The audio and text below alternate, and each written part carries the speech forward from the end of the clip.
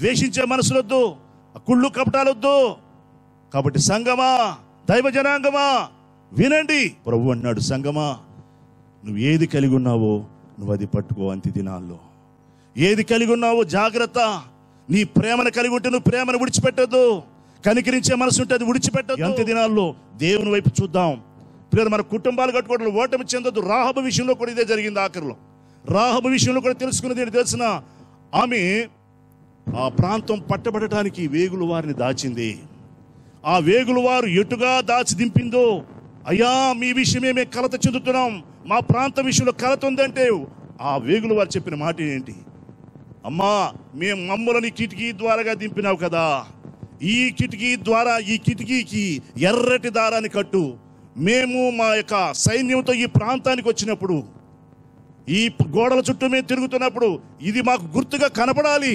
కాబట్టి ఇందులో ఉన్న వారిని మేము క్షేమకరంగా తీసుకుంటామని చెప్పినప్పుడు ఆ రాహబు తన ప్రవర్తనను మార్చుకొని తన కుటుంబీకుల్లో ప్రవర్తన సరిచేయబడినదై కుటుంబీకులను చేర్చుకుంది, బంధువులను చేర్చుకుంది, ఎదురు చూస్తూ ఉంది.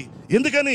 ఏ సమయంలో ఈ గుంపు దేవుని బిడ్డల గుంపు వస్తారో, ఈ కోట గోడలు కూలుస్తారో, మా ప్రాంతాన్ని సర్వనాశనం చేస్తారో, కానీ మేము సజీవులమై ఆ గుంపులోకి వెళ్ళాలి.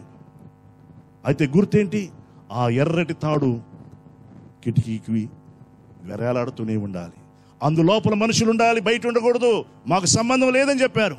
ప్రియులారా, అంత్య దినాల్లో దేవుని రక్తం చేత కడగబడిన బిడ్డలారా, సంగమా మెలుకు కలిగి ఉండాలి. రాహాబు పడిన ప్రయాస మామూలు కాదట. ఆ ఎర్రటి దారము వెలిసిపోతున్నప్పుడు మళ్ళీ దారం మార్చి మళ్ళీ ఇంకో దారం కట్టడం, బయటికి వెళ్ళిన వాళ్ళని మళ్ళీ ఆరా కలిగి లోపలికి వచ్చే వరకు ఒత్తిడి చేయటం. ఇవాళ దైవ సేవకుడి పని అదే కదా. అమ్మ ఉపవాస ప్రార్థనలకు రండి, అమ్మా ఈ విషయంలో ప్రార్థన చేయాలి, బిడ్డల కొరకు ప్రార్థన చేయాలి, ఇలా నియామక కూటాల్లో మీరు పాలుపంపులు పొందాలని ఎన్ని హెచ్చరికలు వింటున్నాం, కానీ నిర్లక్ష్యం చేస్తున్నాము.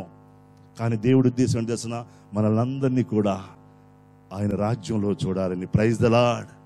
నువ్వు ఓటమి చెందిన బిడ్డగా ఉండడానికి వీల్లేదని, ఈ భూలోకంలోనే నీ ద్వారా దేవుని ఆత్మ పనిచేసి నిన్ను ప్రయోజకుడిగా మార్చాలని, నిన్ను వాడుకోవాలని. ఓటమి చెందకండి, కలత చెందకండి, నిరాశ రానివ్వకండి. ఇప్పుడు నుండైనా సరే దేవుని వాక్యం విన్న పిల్లరా, ఆ రాహబులో ఉన్నటువంటి ఆసక్తి, ఆ రాహబులో ఉన్నటువంటి ఆ యొక్క దేవుని మీద ఉన్నటువంటి ప్రేమ, ఆ దేవుని బిడ్డలో ఉన్నటువంటి విధేయత, ఆ అంతరంగంలో ఉన్నటువంటి మార్పును చూసారా? ఆ కుటుంబీకులందరూ ఆమె దగ్గరికి చేర్చబడ్డారు కదా. మరి నీ లైఫ్లో కూడా నువ్వు నిజమైన మారు మనసు కలిగి ఉంటే, నువ్వు నిజంగా దేవుని కొరకు దీనురాలుగా మార్చబడితే, దీనుడిగా మార్చబడితే, నీ కుటుంబీకుల కొరకు నీకు బాధ్యత లేదా? రేపొద్దున వాళ్ళ నరకంలో కాలిపోవడం నీకు ఇష్టమా? నీ భర్త కాలిపోవడం ఇష్టమా? నీ బంధువులు కాలిపోవడం ఇష్టమా? నీ భార్య కాలిపోవడం నువ్వు ఇష్టపడతావా? ఎందుకు ఇష్టపడాలి? దేవుని నామంలో మొరపెట్టడానికి నీకు ఏమైంది?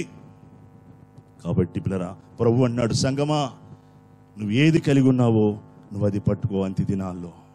ఏది కలిగి ఉన్నావో జాగ్రత్త. నీ ప్రేమను కలిగి ఉంటే నువ్వు ప్రేమను విడిచిపెట్టద్దు. కనికరించే మనసు ఉంటే అది విడిచిపెట్టద్దు.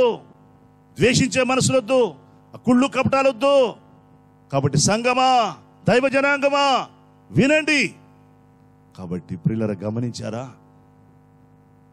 దేవుని కృపలో మనం నిలిచి ఉండాలి.